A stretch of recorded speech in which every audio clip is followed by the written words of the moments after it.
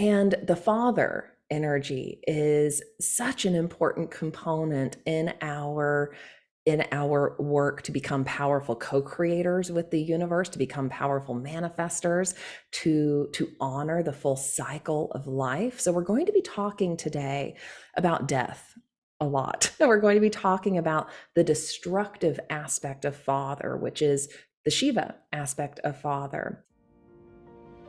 Welcome to the Supernatural Souls podcast. I'm Jenna, your host. I'm also a former global vice president for Whole Foods Market and the founder of Star Family Wisdom, a modern-day mystery school for your spiritual and cosmic evolution. On this podcast, we explore the lives, teachings, and energies of a very specific group of supernatural souls.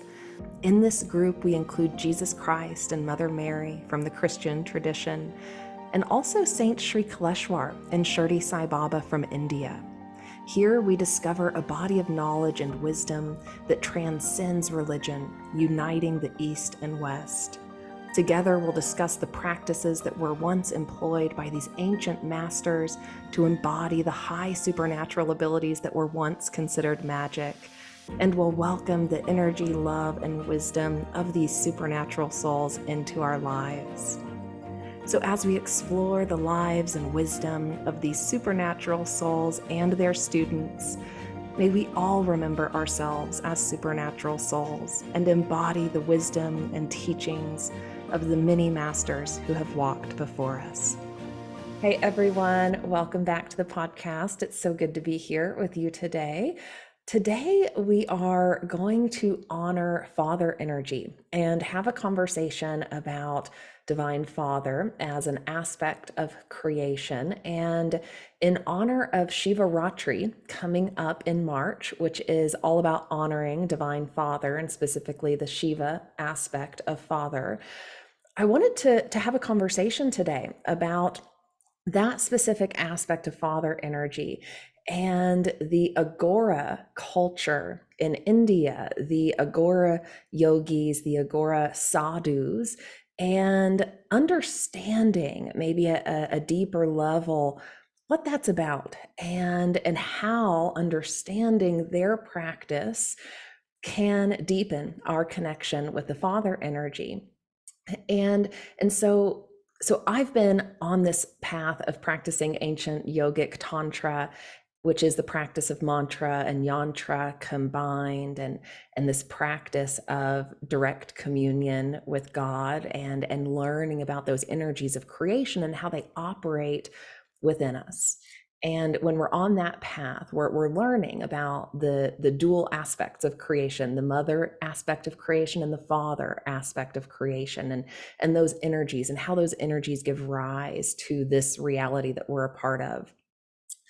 And the father energy is such an important component in our work to become powerful co-creators with the universe, to become powerful manifestors, to honor the full cycle of life. So we're going to be talking today about death a lot. And we're going to be talking about the destructive aspect of father, which is the Shiva aspect of father. And this is an aspect of father I've been studying and integrating in deep ways. And so I thought this could be an interesting conversation to have leading up to Shivaratri, but also an important one. You know, if you're a person who is on this path of yogic study or advanced spiritual initiation, understanding this particular aspect of creation and ways in which we can honor this aspect of creation can be so incredibly important for our practice. So we're talking specifically about the father energy today, and the father energy has three aspects. And so in the yogic traditions from India, you might hear the word Dattatreya used to describe this three-headed aspect of father. And those three aspects of the father energy, the masculine energy of creation, are the generator aspect, the operator aspect, and the destroyer aspect. So you can think about that father energy being that energy that moves us through that full cycle of life. And that is also within us as powerful creators. We are the generators, the operators, and the destroyers of our reality. And we'll talk a little bit about what that means as we go through this episode, but I've been particularly focused on the destruction aspect lately, and really honoring that and understanding even the small ways in which we as empowered beings need to or might want to be highly aware of what we're letting go of, what we are actively creating in our life, but what also needs to get destroyed. And destruction doesn't have to be a traumatic or highly negative thing. That can just be us letting ourselves release what no longer serves us, being willing to sacrifice, certain parts of our life, maybe physical things that we don't need anymore, to make room for new life to be born through us. So there's this, aspect of moving through life where, sometimes we get so attached to things that, or people, that death process, that letting go process becomes really difficult for us as humans. And I also think too, when we are on this path of spiritual initiation, we become very curious about death. I think we all, as beings, as humans, hold a primal fear of death, a curiosity about death, and I think it's really important that we explore that, and that we learn how to make peace with the death process. And I think too, a lot of the fears and distortions and blocks, limiting beliefs, that start to get generated in our system over time, over many lifetimes, sometimes all stem from a primal fear of death.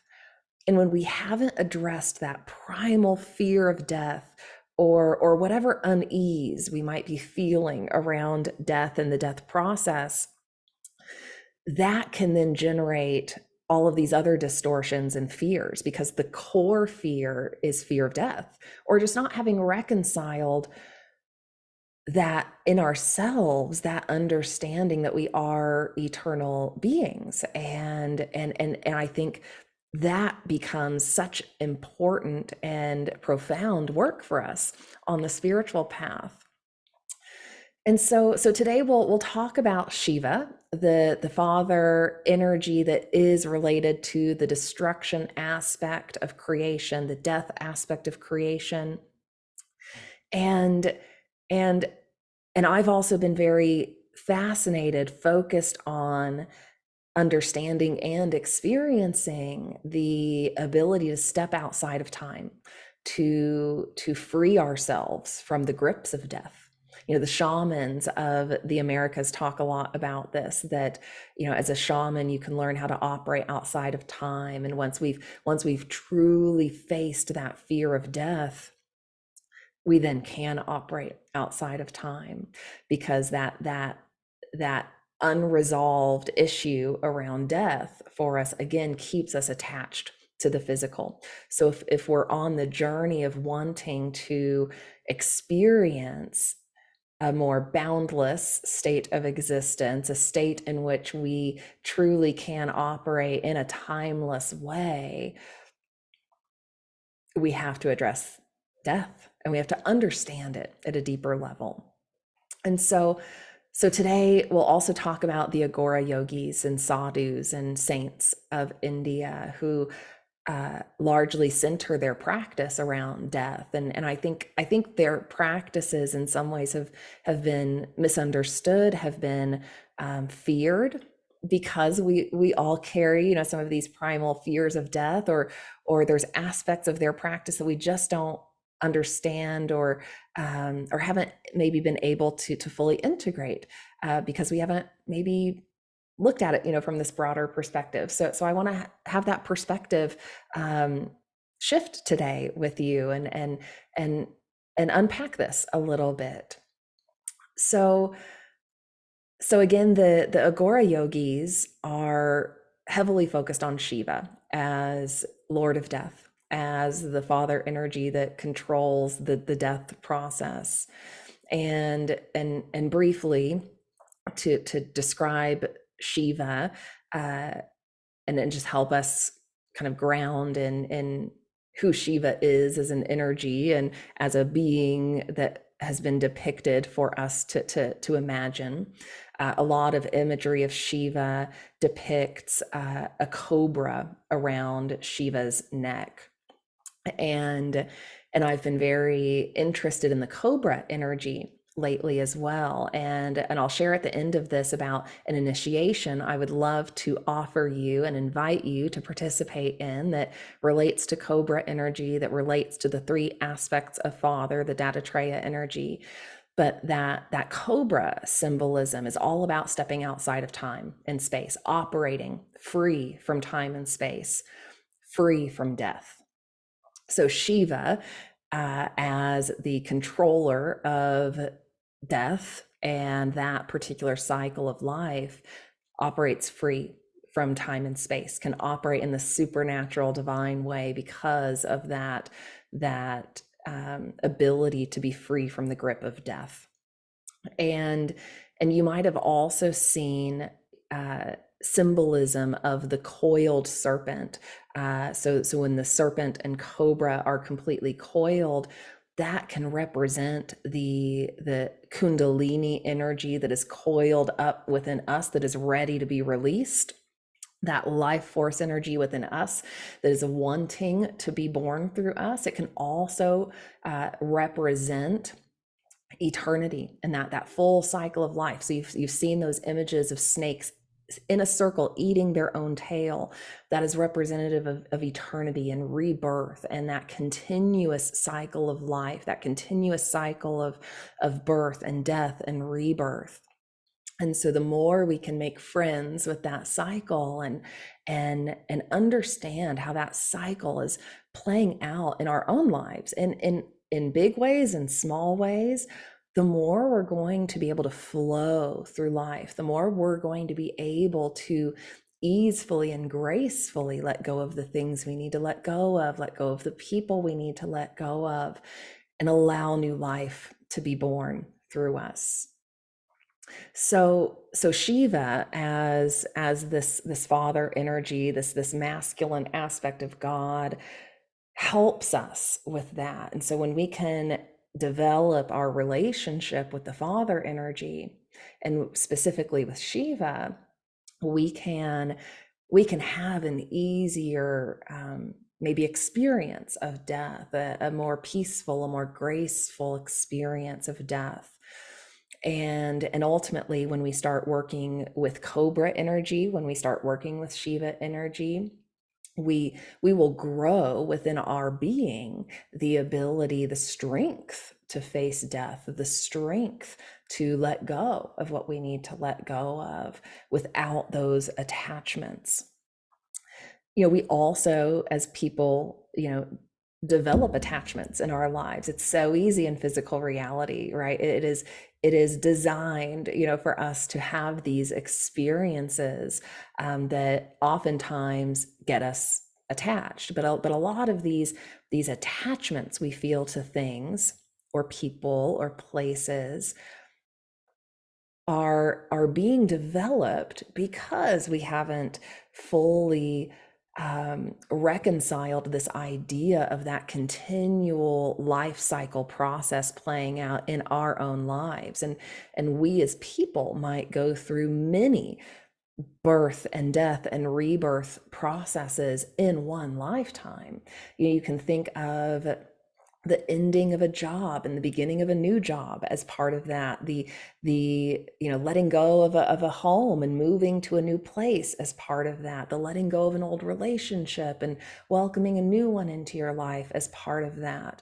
We sometimes struggle with that letting go process because we've not fully been taught in our earlier, lives as humans, we've not fully been taught about that cycle that is natural, that cycle that plays out, and how good it is, how important it is to be willing to let go of things and destroy, not in a big negative dramatic way sometimes, but to let that destruction process occur. It can make us feel very uncomfortable when that's happening. And if you've had any, uncomfortable moments or discomfort, with that idea of letting go of things or people or places, that's a really good sign or moment to just ask yourself, where's that coming from? Maybe what about death have I not faced or integrated, within myself?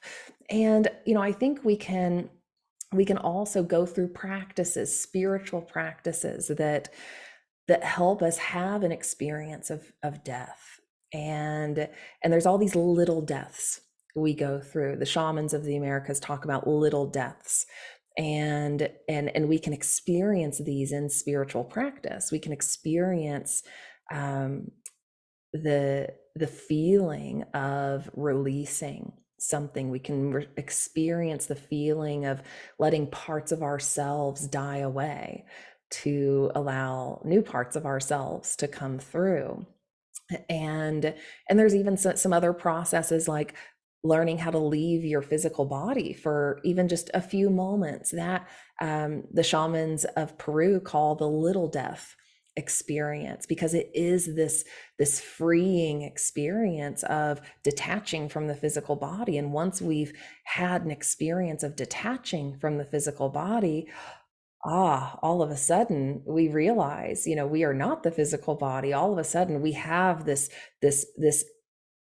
very much integrated feeling and awareness of ourselves as eternal beings. And we maybe attach a little less to the physical body from that point forward. So there's a lot of practices we can do that help us reconcile this idea of death.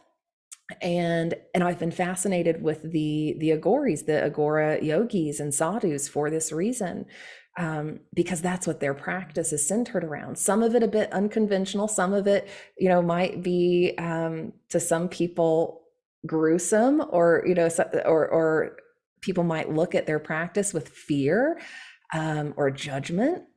And I think this is actually a really good practice for us to look at their practice and say, what about that freaks me out? What about that feels weird? What about that do I not like? And we need to reconcile that. That's helpful for us as we integrate Father energy, as we face and understand the death process more.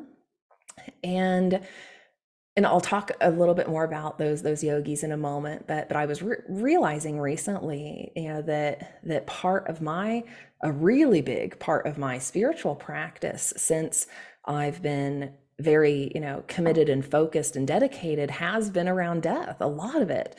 I've developed abilities to work with spirits, or stuck souls, I like to call them, souls that haven't transitioned properly.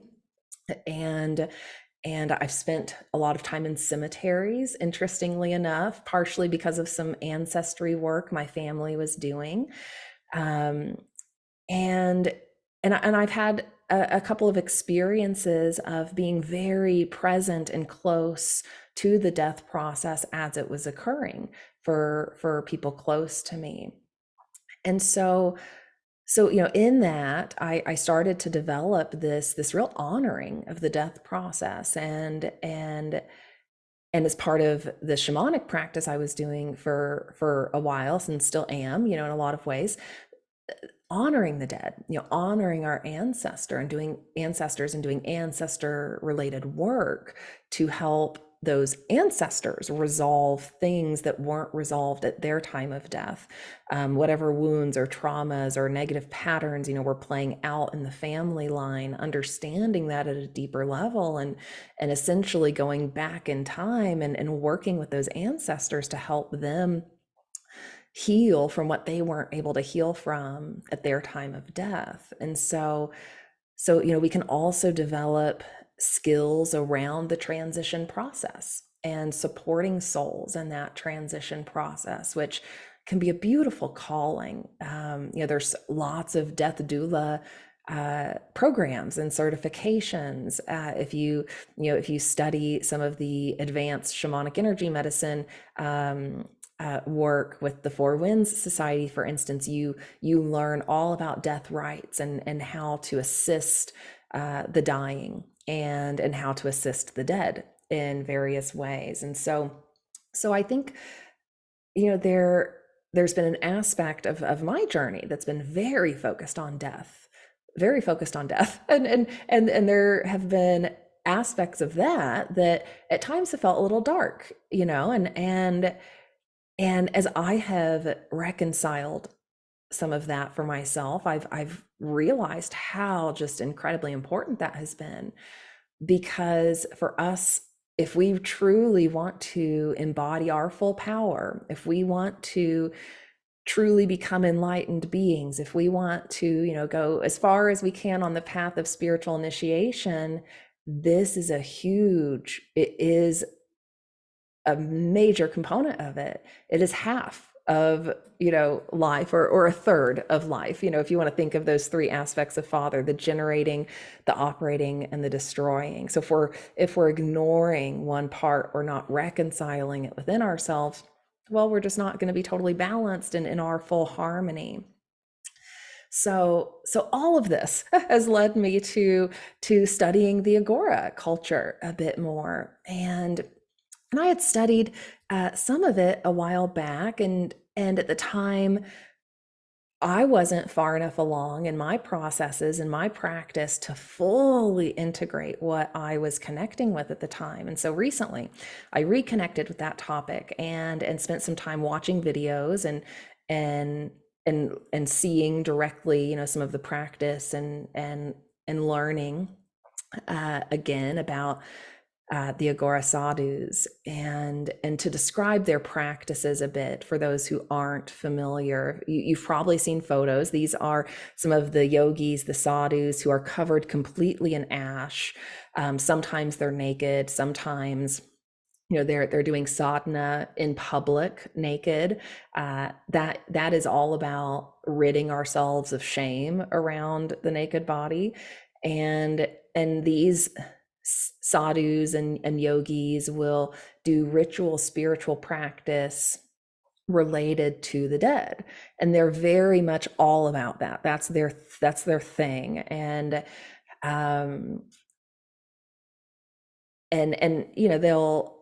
they'll maybe be wearing skulls. They'll have human bones or remnants with them.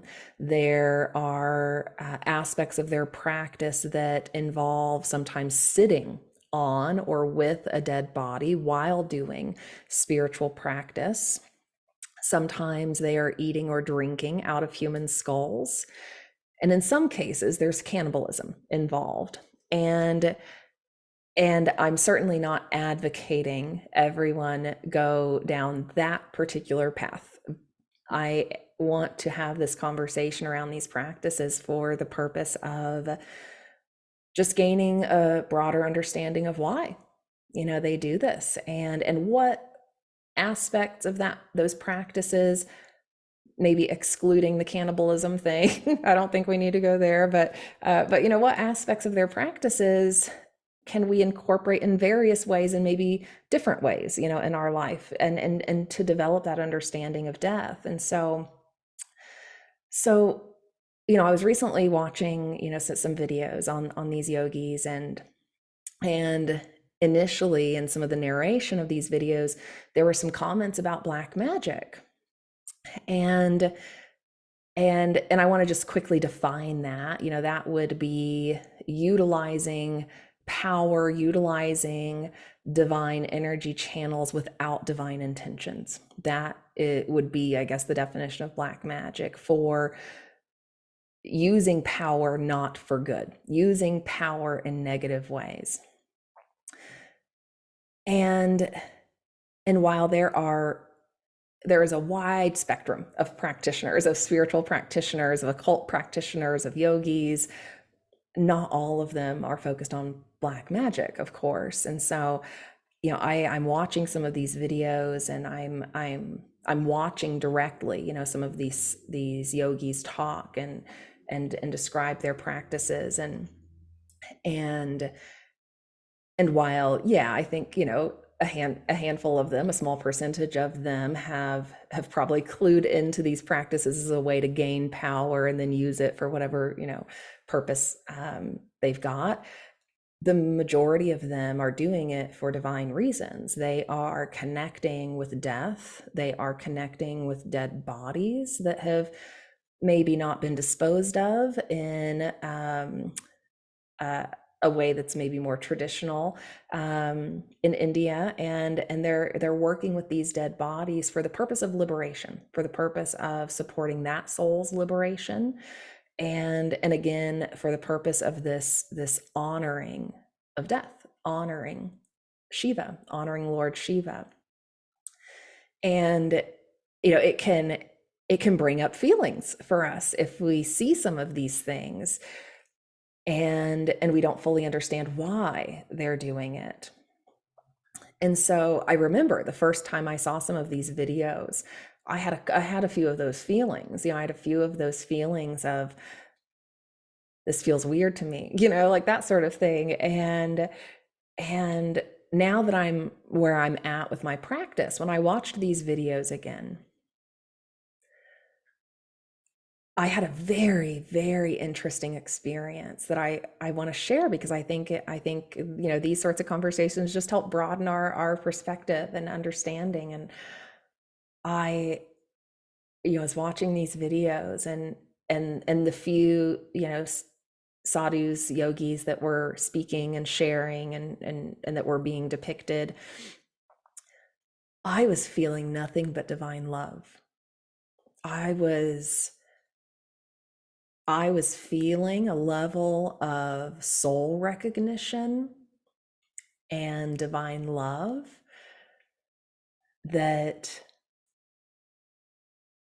told me, that at least the ones I, was seeing on camera, that they are purely focused on the divine. They are focused on, channeling their, Shiva power that they've developed, their Shiva energy that they've developed for good.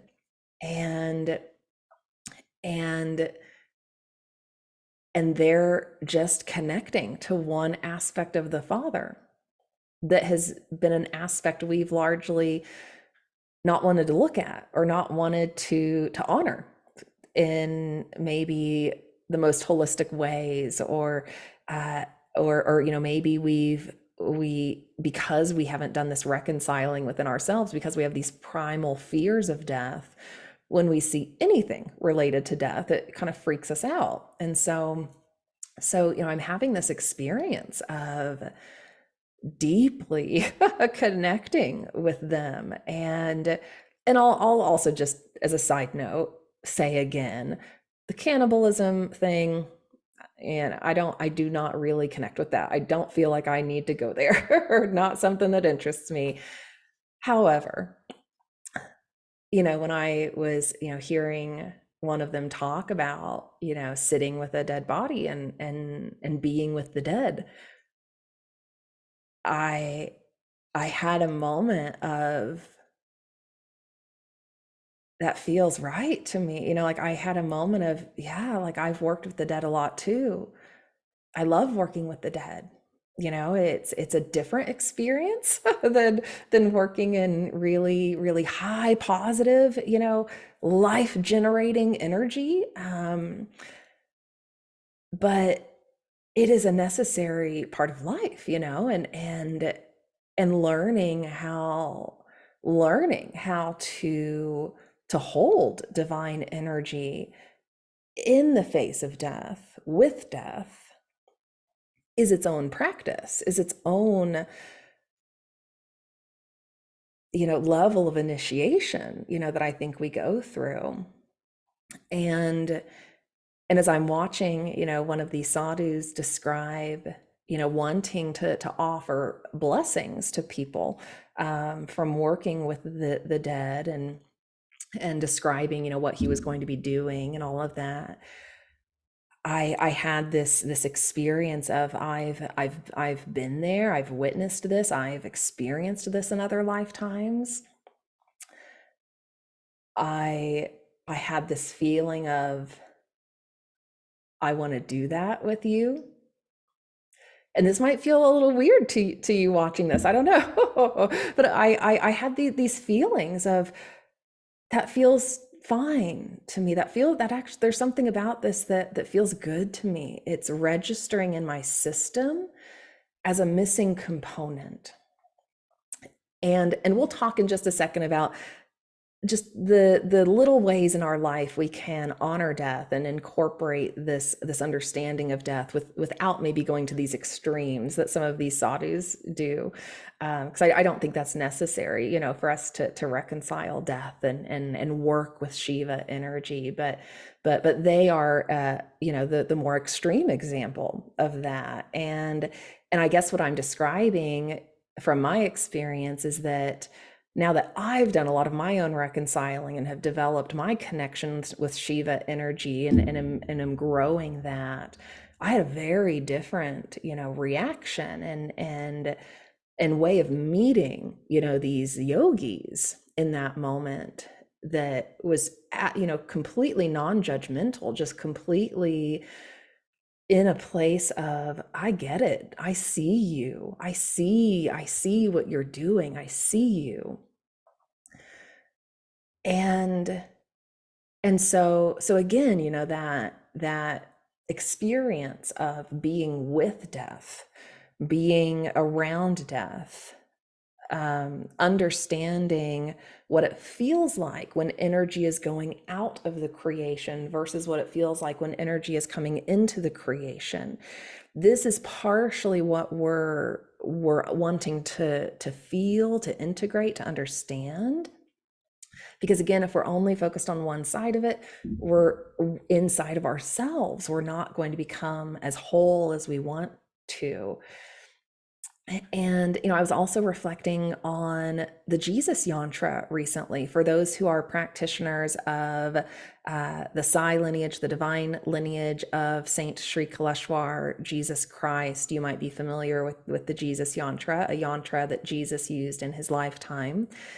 And this yantra depicts that balance. This yantra depicts not only the masculine and feminine balance. It's very similar to the Shri yantra, for anyone who's familiar with the typical Shri yantra, which are the upward facing triangles and the downward facing triangles. The upward representing the feminine aspect, the receptive aspect of creation, the downward representing the masculine aspect of creation. And so you see that depicted in the Jesus yantra, but you also see the Gora and Aghora depicted in the yantra. You see those two balancing parts of creation, right? It is the eternity symbol. The Jesus yantra is the coiled serpent. The Jesus yantra is that symbol of eternity, of birth and death and rebirth, and that balancing mechanism in the creation. So I was reflecting on that recently too, that Jesus, right, as this master, fully understood the balancing mechanism, fully understood the importance, responsibility of embracing death, understanding death, and within ourselves, activating that Dattatreya, that father energy, so that we can fluidly move through life, number one, and allow that death process to happen in a graceful way. But then, secondly, if we're on the path of, spiritual enlightenment, that sort of attainment, or spiritual power, whatever it is, we have to hold both in our consciousness. And again, there are, aspects of spiritual practice that we can focus on that help us in that. And I think, the first one is all about our own fear of death, examining examining ourselves. Are we afraid of dying? Do we have anything in us that has resistance to dying, to this physical body dying away? Do we have resistance or fear around other people dying in our life? Do we have resistance around any aspects of our physical life, or other relationships, that maybe we need to let go of? These are things we want to be examining at a really deep level, and questioning, within ourselves. And it doesn't mean we will resolve that fear in, one seated, meditation practice in one day. Like, this is an ongoing process. I've been through many layers of this death aspect, the fears around death, reconciling the death of people in my life, reconciling the idea of this body being, impermanent. And so I think really asking ourselves those questions can really support us in starting to confront the things we need to confront. I'll also offer you, again, at the end of this, the opportunity to take part in an initiation that gives you a link to different power animal energies and these three father energies that will help you in that process of facing death and facing our fears around death. And I think just maintaining an awareness of death as we go through our life, as we go through our day. These Aghori yogis are really like only focused on that. That's the main thing they're focused on. Maybe not the only thing, but it's the main thing they're focused on. I advocate for the balance. I advocate for the full balance of the generating, the operating, and the destroying. We need to have that full cycle in balance to be in our full empowerment. And so I think just maintaining an awareness of death, and again, even in just the small things in our lives. For instance, earlier this week, I had this realization one day that I had started to develop a little attachment to something physical in my house. And as soon as I kind of realized that, I was like, oh, okay, I need to do some work around that. I've got a little attachment forming, and I need to be willing to let go of that thing. I need to be willing to let that thing die and go away. And so I did. I let go of it for that purpose, for the purpose of really moving through that practice myself. And so, I think we can also meditate on those three aspects, right, of Father, where and within ourselves, where are we consciously creating? How are we being the conscious creators of our life, right? Rather than letting life happen to us. How are we consciously operating that creation once it's in motion? Are we staying conscious of what we have created and why we have created it and why we are experiencing it? And then are we consciously releasing and letting go of parts of that creation when it's the right time to make room for what's new? So continually, meditating on that in our life, and again, in the big things in life, but also in the small things in life. And then we can also honor our ancestors. We can do work to pay attention to the dead and honor their journeys, and maybe even develop an ancestor altar. I think that's a beautiful practice, a beautiful thing to have present in your home. We sometimes forget too how big our support team is in spirit, and how many aspects, of consciousness are working for our good if we just connect with those aspects of consciousness and allow them to help us. And so honoring our ancestors and again, developing a space where we can go to honor them and remember them and honor their journeys. Or, you know, if you're doing advanced spiritual practice, advanced healing work, you know, thinking about what aspects of their journey did not get fully healed. You know, what wounds, you know, have my family been carrying? And how can, in my practice, how can I help them heal through time and space, outside of time and space? Whatever healing I do around their issues and the issues that stemmed from them that might, you know, have carried over into my life, whatever I'm doing to really honor that healing is going to have a ripple effect through time and space for all of their lifetimes to come and all of the future generation. So spending time in that process with ancestors is so beautiful and so important. I think spending time on Mercury Day on Wednesday, I'm recording this on Wednesday for that reason. We can communicate more easily with the dead. We can communicate more easily with the spiritual realm on Wednesdays. So we can again learn about these energetic ways in which, you know, the dead, honoring death supports us in life, in the physical. Again, we can also learn about death rites, and even, you know, even if you're not a formal public type of practitioner, just learning about the death process and the transition process and the things people experience in that process, and the common things that come up, the common issues or common fears that come up in that process, and how to support someone, even in our family, as they are you know, going through this process of closing out their life on earth. You know, there's nothing there might not be anything more sacred, you know, than supporting that process. That is a beautiful process to support, to help someone in that letting go.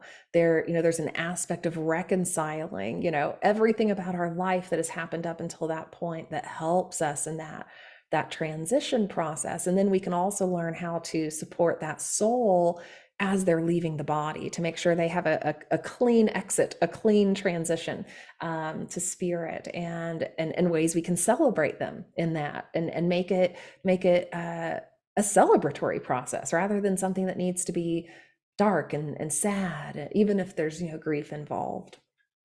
And again, you know, I think as beings, as humans who are on a path of evolution here, as humans who are maybe working on, you know, taking quantum leaps to a new a place where we can operate very differently in a more divine way, in a more harmonious way with our reality and with each other's, we are constantly going to be letting parts of ourselves die and letting ourselves be reborn. You know, that concept of rebirth on the spiritual path, while there might be one major rebirth that we go through in a lifetime that is very much related to us breaking free from those old patterns, that old, maybe more negatively programmed self, and then being reborn as who we truly are. That's a big, momentous, you know, part of our journey. But there's all these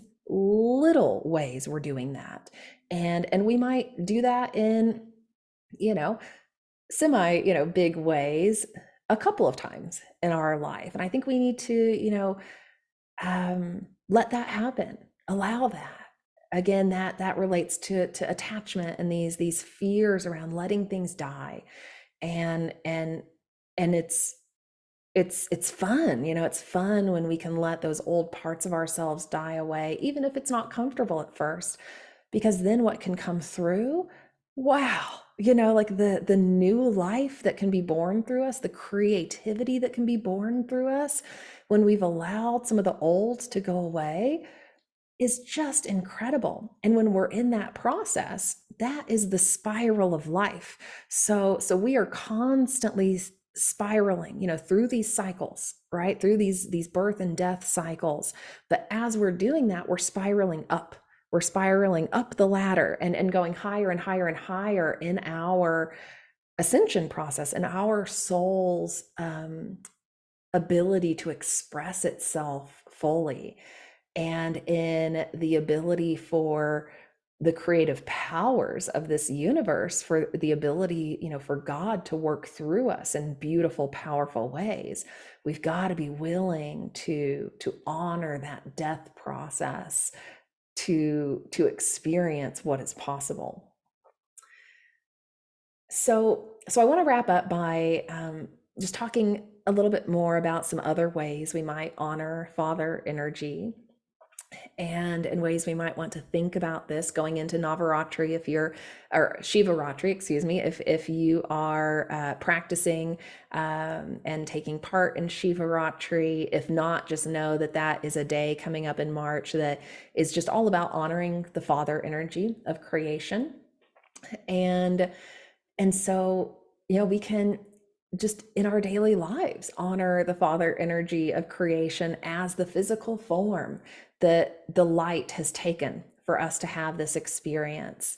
So, in my practice, I'm reflecting on that a lot, and I'm talking to Father about that, thanking Father, for bringing form to the visions and ideas and intentions and energies that are gestating in the womb of creation, that the mother energy is holding for us. Mother is holding all of this possibility, and Father is what's bringing it into physical form for us. And so even just in all the small ways you can, honoring that and recognizing it, and thanking that father energy, and thanking how that father energy shows up in your life, and that full cycle of life. Again, honoring that infinity and eternity, that is that coiled serpent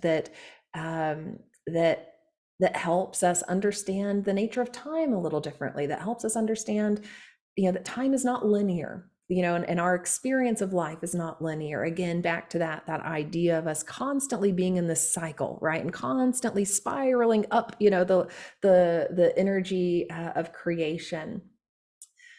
And maybe setting an intention to consciously experience infinity, to have a conscious experience, a conscious, divine, supernatural experience, whatever you want to call it, of stepping outside of time, of truly experiencing a timeless state.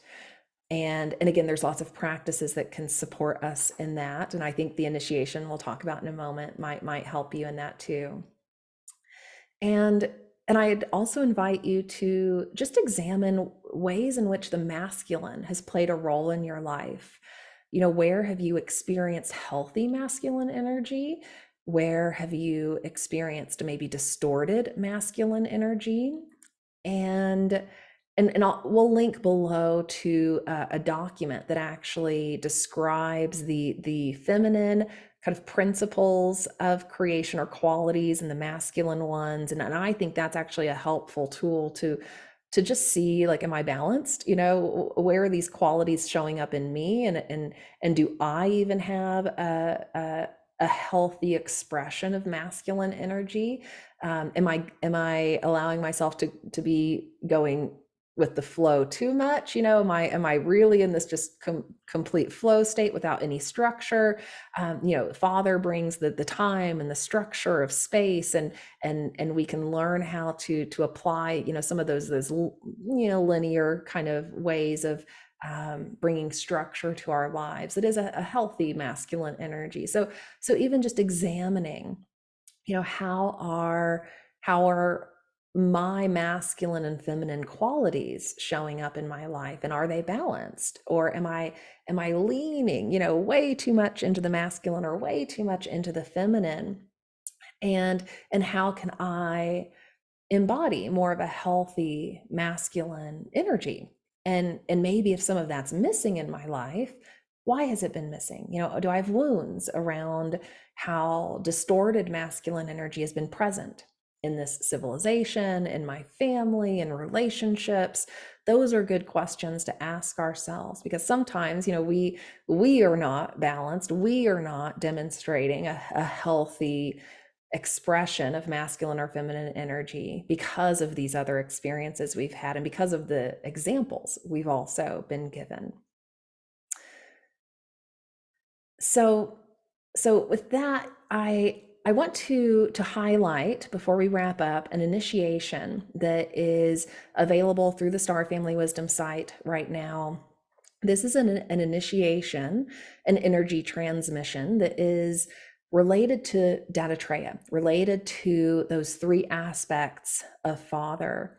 And since we've been talking today about that Shiva aspect of Father, that aspect of ourselves that is the destroying aspect of creation, and we've been talking about that balance between the three, I wanted to highlight this because I recognized recently, this was an initiation I had been offering in live classes and programs, but this is an initiation that can be taken anytime. It stands alone outside of some of the classes that were offered. So it's now available through the Star Family Wisdom site as a pre-recorded video. Time and space is just an illusion. So if you sign up for it and watch it, we are together no matter what time it is, no matter where you are, no matter where I am. And so this initiation is called the Harmony Initiation, and it works with your 7 chakras.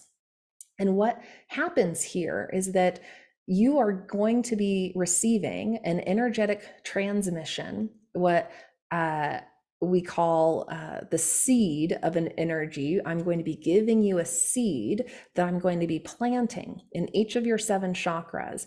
That seed is going to grow over time for you. And the seeds of energy that you'll receive first are related to 4 power animals that go in your lower chakras, in your first, second, third, and fourth chakra. And in shamanic traditions, the 4 power animals are serpent, jaguar, hummingbird, and eagle. As I've been on this journey of transformation, of working with father and mother energy in more specific ways, I've developed a relationship with Cobra and Tiger. Cobra and Tiger came to me last year and replaced Serpent and Jaguar. And I've been working with Cobra and Tiger in various ways for that purpose of stepping outside of time, for that purpose of really working with that full life force energy and cycle. And so Cobra, as an ally of the Shiva aspect of Father, can really support you in that mastery of time, and that ability to step outside of time, and that ability to understand that full cycle and integrate it, and in your connection with Shiva. Tiger supports you in your connection with Mother. Tiger, you might see depicted with Kanaka Durga in some imagery. Tiger is all about unlimited power. Tiger is about facing the world with power in a fearless way. Tiger will help you face your fears. If you're a person who's been familiar with shamanism, you can think of Cobra and Tiger as just a more powerful version of Serpent and Jaguar. And if you follow the link below, you'll learn more about these power animals and the qualities and characteristics they take on, and that you take on as you start to work with them. But they also relate to the different levels of reality. Cobra being physical, Tiger being mental, hummingbird being soul, eagle being the transcendence and state of oneness that we want to achieve. And if you're a person that's on that path of rebirth, of truly wanting to experience transcendence, these power animals will support you in that. And then you'll receive the seeds of the 3 father energies. And you can think of these as like archangel energies almost. And these 3 father energies guard the 3 realms that we can work in. And this is based on a shamanic practice, but one that I think is so supportive for our ability to learn how to navigate time, and how to journey to the past and journey to the future. And the 3 father aspects, the generator, operator, and destroyer, can also be known as the keepers of these three worlds. So you will receive the seed of the keeper of the lower world, which is where we can learn to journey to, where we access the past, where we access information about our soul, and maybe the wounds our soul is carrying, or the gifts our soul is carrying. And the keeper of the lower world helps us do work directly with our soul, with our subconscious, with the past, to integrate what we need to integrate. And then the keeper of the middle world is helping us operate in the here and now in a way that allows us to flow with divine synchronicity. And the more we work with the keeper of the lower world and the keeper of the upper world, the more the middle world comes into balance, the more the middle world flows in really divine, beautiful ways. And the keeper of the upper world is Shiva, is Lord of Death.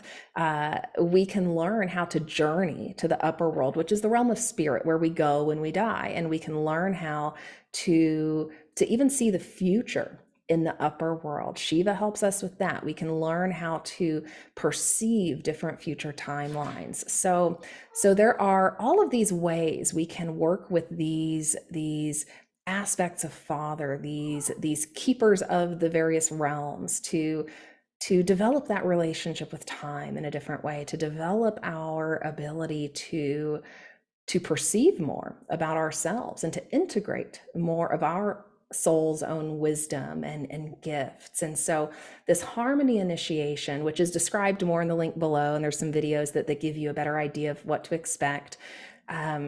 This is kind of a brief explanation, but this harmony initiation is designed to give you energetic support, give you these connections to these energetic allies that will over time grow their qualities within you. You will become more like them, and you will start to recognize this level of harmony that's coming into balance in your system. So this is all about, again, helping you navigate these various levels of reality that we're working with, to help you navigate your path of spiritual initiation with energetic support. For practitioners of the divine lineage, you can think of this initiation as one that builds big protection circles, and this is like a Dattatreya initiation as well. So you're also strengthening your Dattatreya energy as you go through this initiation. And again, Cobra and Tiger will support you in your connection with Mother and Father. So with that, I invite you to take this initiation. It is for a small price, because we're doing soul level work here, and we're operating outside of time and working with infinity to support your soul in making a quantum leap. So we for karmic reasons, like to take a small payment for that. So that will support you in getting more out of it. Check out the link below if that interests you, if you feel like this might be supportive for you. I realized recently this is an initiation that has been critical to my success on this path, and I wanted to offer it to you as a way that, again, you can strengthen your ability to work with the Father energy of this creation, and strengthen your ability to integrate that aspect of death and destruction that is a critical component to the creation process. And so I am excited about this year's Shivaratri for this reason, because I'm feeling this enhanced connection with Father energy right now. I'm feeling it build, and this felt like a really relevant conversation to have as we go into Shivaratri, and maybe just an opportunity to help us lean in, to a side of Father energy that maybe we wouldn't have otherwise. So I hope this conversation was helpful and supportive. And if you have questions about anything we talked about, if you have questions about Father energy, Dattatreya energy, how to work with it. If you have questions about the Harmony initiation, please reach out to support@starfamilywisdom.com. Again, the link to that is below. We also have a link to a number of other resources related to the divine lineage of Saint Sri Kaleshwar, where you can go deeper in your understanding of Father energy and Dattatreya energy. And there are also some links below to some of the Aghori videos that I referenced, if that interests you as well. So with that, we will sign off for today. And I'm not sure if we'll have another episode out before Shivaratri. I'll be heads down, focused on some yoga work during that. So if not, I wish you a beautiful Shivaratri if you're celebrating that. And I'll see you again in a couple weeks. Bye for now.